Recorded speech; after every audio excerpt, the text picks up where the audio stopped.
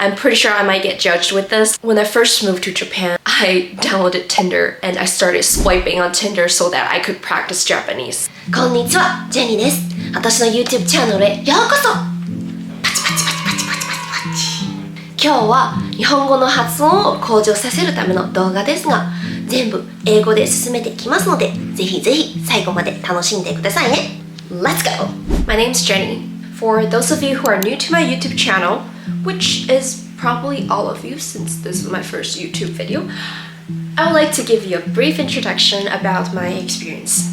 Mandarin Chinese will be considered my first language, English being my second, and Japanese being my third or fourth because I also kind of took Spanish in high school. The reason why I wanted to make this video is because I know how it can get intimidating when you first learn a foreign language, especially speaking in front of the native speakers. You tend to get very conscious over your own accent. You tend to get nervous when they ask you to repeat yourself, even though it could be that they just had trouble hearing you and it has nothing to do with your accent.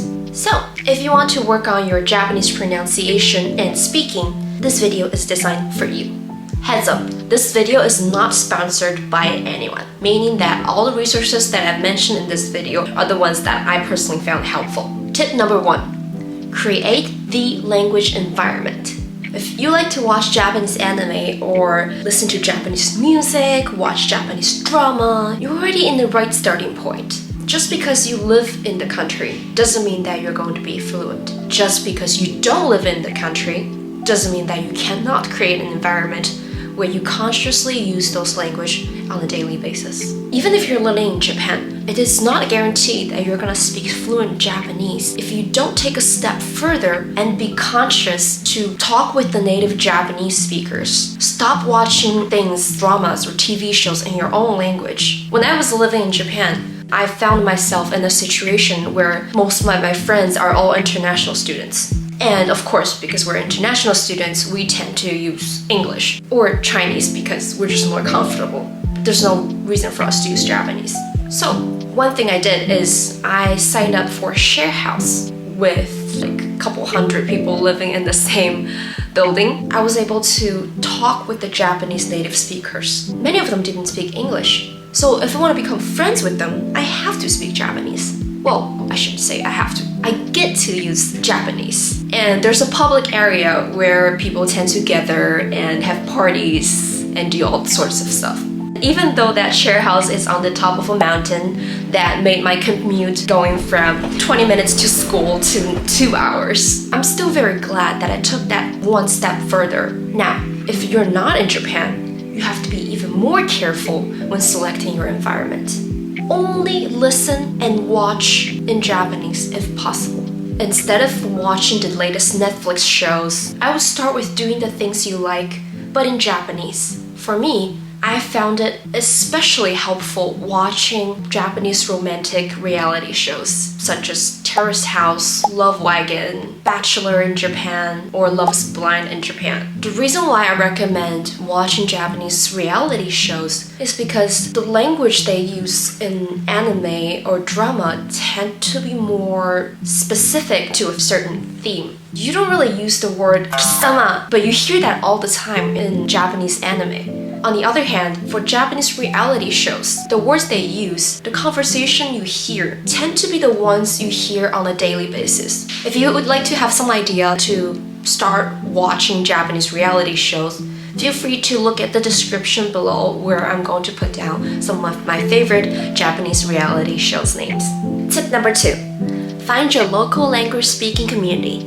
If you're currently in college or school, this is very easy for you. Talk with your language instructor. Go to your school study abroad office. Ask them if there's currently any Japanese speaking communities that you can join. Any exchange students from Japan who are trying to learn your language. Maybe you can teach them English or Spanish and they can teach you Japanese in return. Is there a local Japanese festival? Is there a Japanese garden in the area? Is there a Japanese speaking club? Where can you find more people who also speaks Japanese?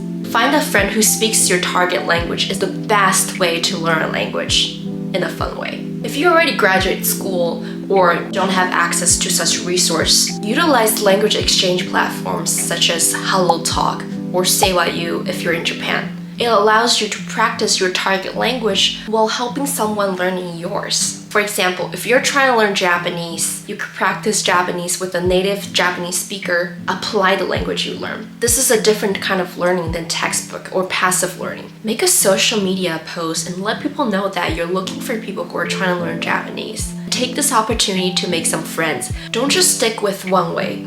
I'm pretty sure I might get judged with this. When I first moved to Japan, and this is before the start of my Japanese program, literally don't know anyone who speaks Japanese. I downloaded Tinder and I started swiping on Tinder so that I could practice Japanese with Japanese guys and sometimes girls. This sounds crazy, but the point is, when you really want something, if you really want something to happen, there's always a way. I'm not saying downloading Tinder is your way, but you get the idea. Tip number 3. Train your tongue muscles with shadow reading and tongue twisters. 生もぎ生米生卵しもももももももものうちかもしかもしかも確かにしかたがあしかは確かしかではない Look up the word 早口言葉 which means tongue twisters in Japanese. Look up 朗読 or 音読 which means reading aloud in Japanese. There are a gazillion free resources on YouTube available provided by native Japanese speakers. You could also purchase Japanese textbooks that comes with a recording, which I think it's also a good idea because putting down a certain amount of money in the beginning tend to serve as a great extrinsic motivation, especially if you're the type of person who likes to get your money back. Well, I know I am. Other than YouTube, there are also other resources such as Himalaya, which is a Chinese app where there's a lot of radios and audio recording books for free. The international version is called Himalaya. That's available for download on App Store. There's also other free resources like NHK News, which has recordings of simple news designed for foreigners who are learning Japanese. If you have iPhone, download the app Yasashii Nihongo or Todai Japanese, which not only has the Japanese transcript, but it also has the hiragana on top of the kanji so that you can read the passage along. Both of which have a free version, which I think is already sufficient if you're trying to get the practice. If you do like the app, you can consider getting the premium version, but the free version has been working fine for me, so I do recommend. I'm not sure if these apps are available for Android users, but I'm sure you'll find something similar on Google Play. If you know someone who speaks Japanese, kindly ask them to record the passage that you want to read and let them know that this will be used for shadow reading purposes. Let them know that you're trying to improve your Japanese pronunciation. Tell them to correct your pronunciation. Don't be shy. As long as you let them know up front that they won't offend you if they stop you in the middle of a sentence and that you're genuinely trying to improve your Japanese pronunciation, chances are they're willing to help you because, it's just part of our human nature. Another thing I also recommend is to record your before and after as you practice shadow reading or tongue twister. One of the things that I felt like threw me off as I was working on my Japanese pronunciation is that I don't see an immediate progress. You don't really know if your Japanese improved or not until you hit a certain threshold. One way I found very beneficial is to record your voice as you read a passage for the first time. Versus after 1 week of practice, 1 month of practice, you'll be in shock how much you've improved, even if it's just 5 minutes a day. We tend to be motivated when we see immediate progress. But unfortunately, when you're trying to build a new skill or make a change in your life, most likely the progress is not so immediate. And we tend to get unmotivated, especially if you worked so hard on it. And that's why a lot of people stop before they reach that fluency level. This leads to my last tip. Set realistic expectations. I want to share this quote from the book Atomic Habits written by James Clear. And that quote is, "Every action you take is a vote for the type of person you wish to become." Language learning is a long game. The last thing you want to do is for you to try so hard and not attain the result you want, yet lost the motivation that got you started in the first place. Don't get frustrated if you think that your Japanese is not improving, because it is. I know I used to get very frustrated when people are surprised that I lived in the States for 16 years. Maybe because I have a weird accent as I speak English. And I just close myself up. And the problem with that is my English tanked. I didn't sound like I've lived in the States for 10 years already when I went to college. So I decided to do something different. When I started learning Japanese, I convinced myself that it is okay I have an accent. I mean, who cares? People know that I'm learning a new language. Of course there's gonna be accent. Of course there's gonna be words that I don't know how to use. Of course my sentence structures are gonna sound weird. But I can never get better if I don't try. The more I try, the better I'll be. Even if I don't see any results yet. But I know I will.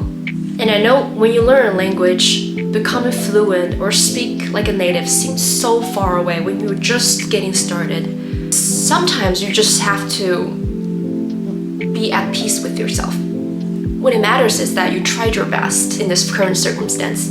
It's only a matter of time that you're going to reach the goal you want. So, what's your goal in 2025? If you have any thoughts or comments that you want to share, feel free to drop it in the comment section below. Who knows, maybe this video will be the perfect opportunity for you to find another person who is also trying to learn Japanese. For those of you who have stayed and watched my video until this point, which I hope there's at least a few of you, I want to thank you for staying and watch me ramble and talk for so long because I never had this kind of experience in my life. I hope you the best of luck in your language learning journey, and I hope that just as I'm working to become a YouTuber, I hope you the best of luck to become the person you want to be. Thank you, and I look forward to see you in my next video.